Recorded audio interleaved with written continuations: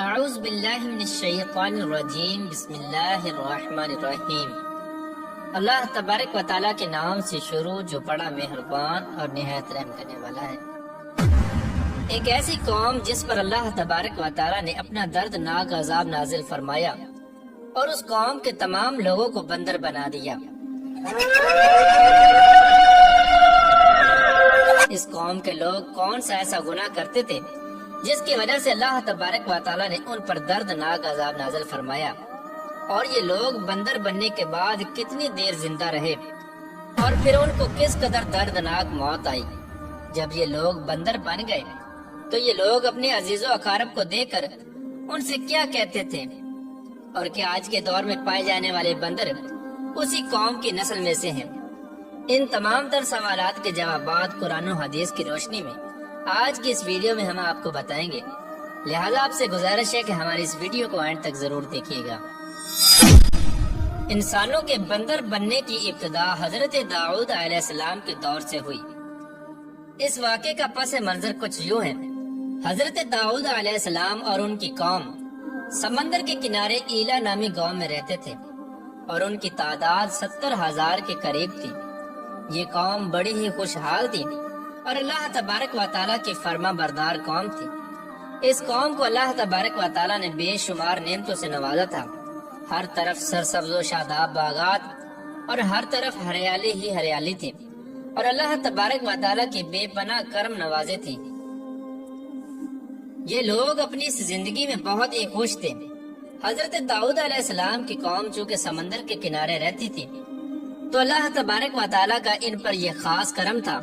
کہ سمندر کے اس کنارے پر بے پناہ مچھلیاں آتی تھیں جن کا یہ لوگ کاروبار کرتے تھے اور بہت ہی خوشحالی والی زندگی گزارتے تھے۔ جب یہ قوم اللہ تبارک و تعالیٰ کی نعمتوں کی وجہ سے خوشحال ہو گئی تو اللہ تبارک و تعالیٰ کی نافرمانی پر اتر آئی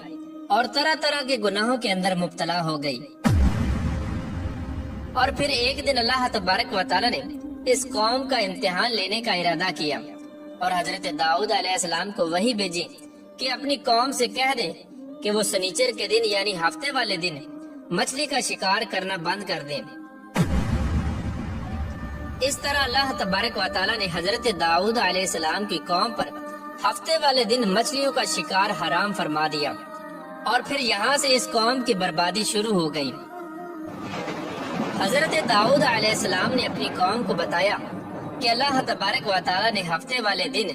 مچھلیوں کے شکار کو حرام قرار دے دیا ہے، تو وہ لوگ بہت ہی زیادہ پریشان ہو گئے اور ساری قوم سر جوڑ کر بیٹھ گئی، کیونکہ ہفتے کا دن ہی وہ دن تھا جس میں مچھلیاں وافر مقدار میں آتی تھیں اور خود بخود کنارے پر آ جاتی تھیں، اور باقی دن ایسے تھے کہ بہت کم اور نہ ہونے کے برابر مچھلیاں پکڑی جاتی تھیں۔ اس قوم کا گزر بسر چونکہ مچھلیوں کے شکار پر تھا، اس وجہ سے اللہ تبارک و تعالیٰ کا یہ حکم سن کر یہ قوم پریشان ہو گئی۔ یہ نہیں جانتے تھے کہ اللہ تبارک و تعالیٰ کی طرف سے یہ ایک آزمائش ہے۔ پھر ایک دن شیطان نے ان کو وسوسہ ڈالا کہ سمندر سے نالیاں نکال کر خشکی میں بڑے بڑے حوض بنا لیے جائیں۔ جب ہفتے والے دن مچھلیاں آئیں گی تو وہ نالیوں سے ہو کر ان بڑے بڑے حوضوں میں آ جائیں گی، اور اس طرح پھر ان نالیوں کا منہ بند کر دیا جائے، اور پھر اگلے دن یعنی اتوار والے دن ان کو پکڑ لیا جائے۔ شیطان نے اس قوم کے لوگوں کو ورگلایا کہ اس طرح ہم ہفتے والے دن شکار سے بھی بچ جائیں گے اور مچھلیاں بھی ہاتھ آ جائیں گی اور وہ بھی پکڑی جائیں گی۔ بہت سے لوگوں کو یہ ہلا بازی اچھی لگی اور انہوں نے ایسا کرنا شروع کر دیا اور سمندر سے چھوٹی چھوٹی نالیاں نکال کر بڑے بڑے حوضوں میں ڈال دی، جس کے ذریعے وافر مقدار میں مچھلیاں ان حوضوں میں داخل ہو جاتی۔ اس قوم کے بدبخت لوگوں کو شیطان کا یہ ہیلا بہت پسند آیا، لیکن اس قوم نے یہ نہ سوچا کہ جب مچھلیاں سمندر سے حوض میں آ کر قید ہو گئی تو پھر مچھلیوں کا شکار ہی ہو گیا، اس لیے یہ شکار بھی ہفتے والے دن ہی قرار پایا جو اللہ تبارک و تعالیٰ نے حرام قرار دیا تھا۔ اس موقع پر یہودیوں کے 3 گروہ ہو گئے۔ کچھ لوگ ایسے تھے جو شکار کے اس شیطانی ہلے سے منع کرتے تھے اور ناراض و بیزار ہو کر شکار سے باز رہے، اور کچھ لوگ اس کام کو دل سے برا جان کر خاموش رہے، لیکن انہوں نے شکار نہ کیا اور دوسروں کو منع بھی نہ کرتے تھے، بلکہ یہ لوگ منع کرنے والوں سے یہ کہتے تھے کہ تم لوگ ایسی قوم کو نصیحت کرتے ہو جنہیں اللہ تبارک و تعالیٰ ان قریب ہلاک کرنے والا ہے اور ان پر اپنا دردناک عذاب نازل فرمانے والا ہے۔ اور اس قوم کے کچھ لوگ ایسے تھے جو سرکش اور نافرمان لوگ تھے، جنہوں نے اللہ تبارک و تعالیٰ کے حکم کی اعلانیہ مخالفت کی اور شیطان کے ہیلے بازی کو مان کر ہفتے والے دن شکار کرنے لگے۔ یہ لوگ اللہ تبارک و تعالیٰ کے حکم کی کھلا مکھلا مخالفت کرتے اور ہفتے والے دن مچھلیوں کا شکار کر کے ان کو کھایا کرتے اور بیچا کرتے۔ پیارے دوستو، حضرت داؤد علیہ السلام کی قوم کے 1200 ایسے نافرمان افراد تھے جو منع کرنے کے باوجود بھی ہفتے کو ان نالیوں کے ذریعے شکار کرتے رہے۔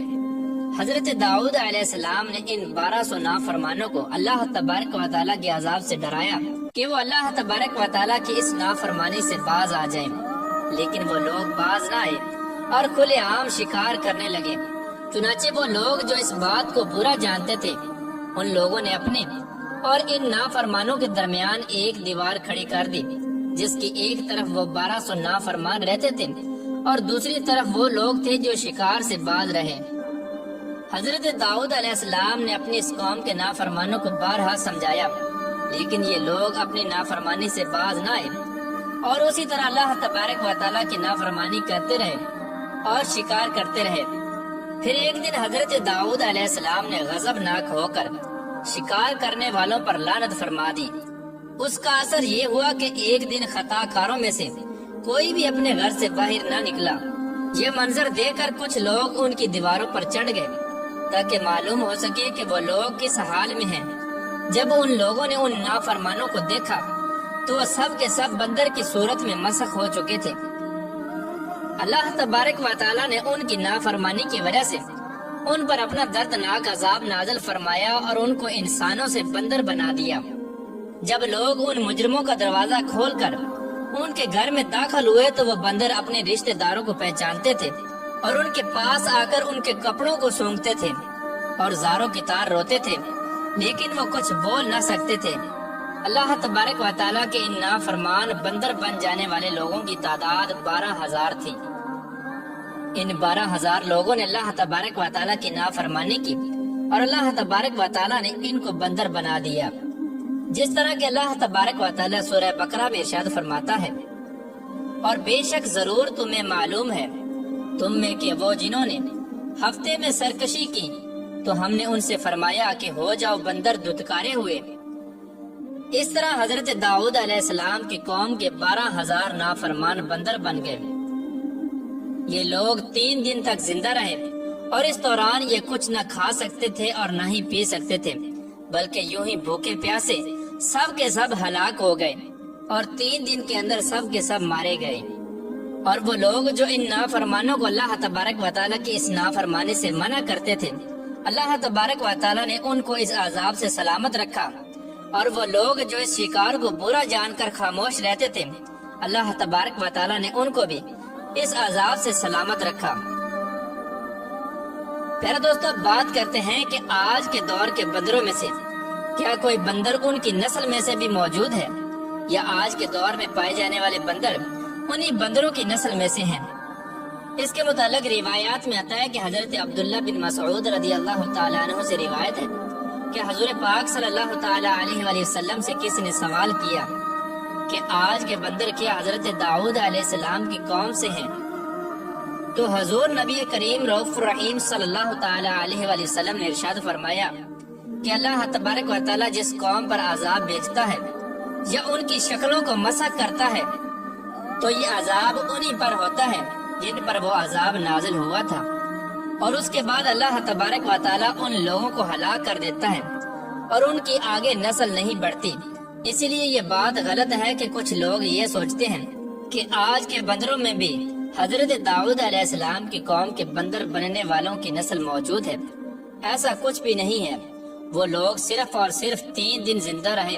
اور اس کے بعد سب کے سب ہلاک ہو گئے، اور اللہ تبارک و تعالیٰ نے اس قوم کے نافرمانوں کو صفحہ ہستی سے مٹا دیا۔